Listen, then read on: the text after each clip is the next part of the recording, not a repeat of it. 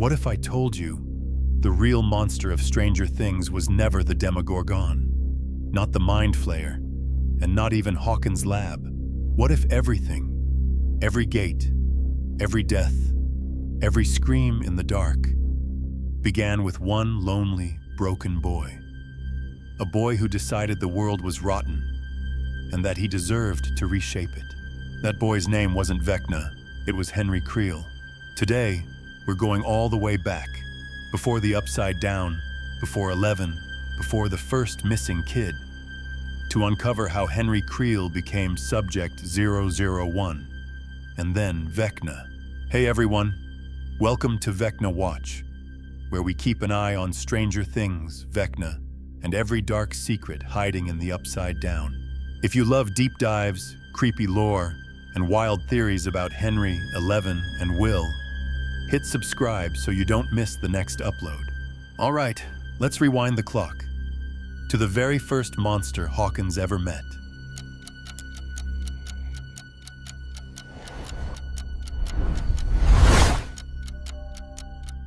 Long before anyone called him Vecna, he was Henry Creel, born in 1947, son of Victor and Virginia Creel, with an older sister named Alice. On the surface, they looked like the picture of a normal American family.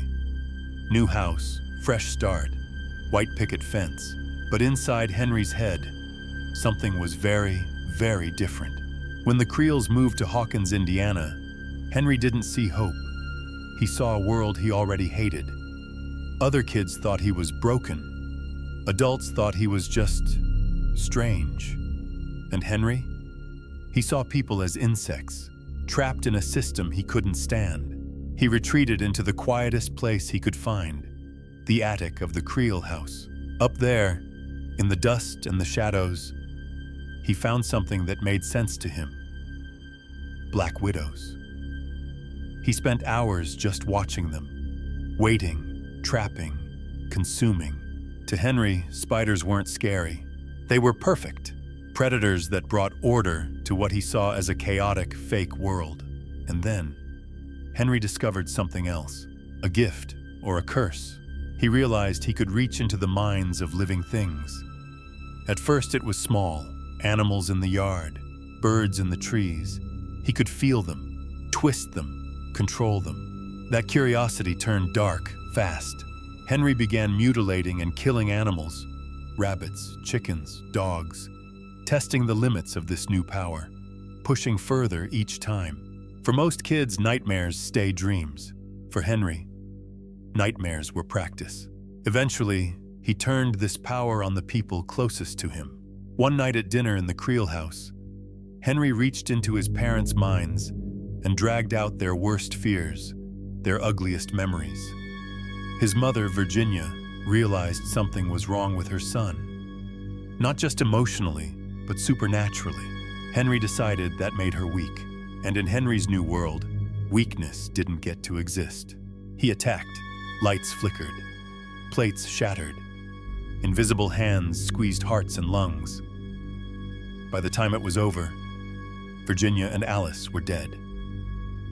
Victor survived, confused, traumatized, convinced his house was haunted, and the police blamed him for the murders. Henry himself collapsed into a coma, his powers burnt out by the effort. Victor Creel was sent to Penhurst Asylum, branded a madman who killed his own family. As far as the world knew, Henry Creel's story ended that night. But that's not where Henry's story really ended. That's where Dr. Martin Brenner picked it up. When Henry woke up from his coma, he wasn't in a hospital. He was in Hawkins National Laboratory. Dr. Brenner didn't see a traumatized kid. He saw a blueprint, a boy who had done the impossible, reached into minds, twisted reality from the inside out. If Brenner could understand Henry, he could reproduce him.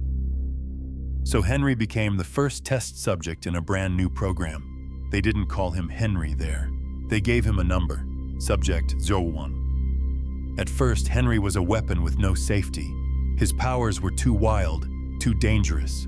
Brenner couldn't fully control him, so he did what humans always do with things they fear. He tried to chain it. Brenner implanted a device in Henry's neck, Soteria, a chip designed to suppress his abilities, to keep the monster on a leash. With his powers muted, Henry was removed from the main group of children and put to work as something far more subtle, an orderly. Years later, a little girl with a shaved head would know him as a quiet man in white clothes, someone who warned her about bullies, who whispered that Brenner was the real monster, that she didn't belong in this cage. To us, he was introduced as a gentle face in a brutal place, the orderly named Peter. But Peter was Henry, and Henry hadn't changed.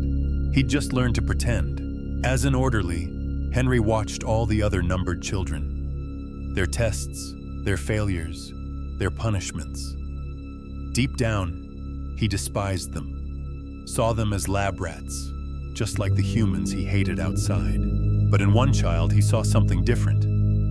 11. She was small, scared, but incredibly powerful. The others bullied her. The doctors pushed her to the edge. Henry saw himself in her, or at least, the version of himself he wanted her to see. He started to talk to her, stories about freedom, about escaping the lab, about how the world outside would never understand people like them. Predators in a world full of prey.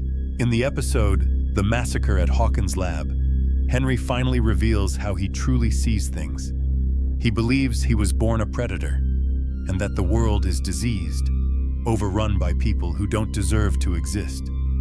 Brenner, he says, didn't create him. He just tried to control what was already there. But even a predator in a cage needs help to open the door. To escape, Henry needed one thing he couldn't do on his own. He needed someone to remove Soteria. That someone was 11. He gave her a stolen keycard, told her there was a way out, led her down to the basement where cameras couldn't see them. There, in a quiet concrete room, he convinced her to pull the device from his neck. Painful, bloody. But in seconds, his full power came roaring back. And that was the moment the world changed. Again. With Soteria destroyed, Henry was free. He told 11 to wait, hidden inside a closet. Then the guards came, and Henry turned the hallway into a slaughterhouse. Bodies snapped, eyes burst, alarms screamed. Children and staff collapsed one by one, frozen in the air by invisible hands. By the end of the night, almost everyone in Hawkins Lab was dead. Only Brenner survived, left bleeding on the floor, staring at the thing he thought he controlled. This was the event that would later be known as the Massacre at Hawkins Lab. When 11 stepped out and saw the carnage, Henry didn't bother hiding anymore. He told her the truth. He was Henry Creel, the boy from the Creel House murders. He was one, the first experiment. He believed humanity was a plague, and that he and 11 were meant to cleanse it together. He didn't want to escape with her. He wanted to recruit her. 11, terrified, said no. Henry attacked. He tried to break her the way he'd broken everyone else, crushing her body, invading her mind, drowning her in trauma and fear. And for a moment, it looked like he would win. But this time, something was different. 11 didn't pull her power from anger or hatred, the things Henry had taught her. She reached for something else, a happy memory, the memory of her mother, of love. That memory became her anchor. Her power surged past anything she'd ever done before. She didn't just push Henry away, she overwhelmed him. With a single desperate scream, she blasted Henry into the wall, and then through it, ripping open a portal to a place no one understood yet. A dark, toxic, lightning-scarred dimension that would later be called the Upside Down. Henry fell through that tear in reality, burning as he fell, his skin ripping and charring under bolts of abnormal lightning. The atmosphere twisted him, warped him, reshaped him into something no longer fully human, a skeletal, vine-wrapped creature with dead, pale flesh and eyes full of hate. That's when Henry Creel died, and Vecna was born. Over the next years, he discovered he could bind the creatures of the Upside Down into a single hive mind. He shaped a massive cloud of particles into the spider-like form we know as the Mind Flayer, using it as a vessel to act on our world. From the shadows, he orchestrated the disappearance of Will Byers, the attacks on Hawkins, and every opening gate, long before the kids ever knew his name. By the time the Hellfire Club finally gave him a name, Vecna, the game was already in motion. And that's the real horror of Henry Creel's origin. The biggest villain in Stranger Things didn't come from another dimension. He started as a quiet boy, in a normal family, in a small American town, who decided the world deserved a monster. If you want to see how Vecna's plan connects to Will Byers' 11 and the final battle in Hawkins, make sure to subscribe to Vecna Watch and ring the bell so you don't miss the next deep dive. This was the story of Henry Creel, 1 Vecna. And trust me, the clock hasn't stopped yet.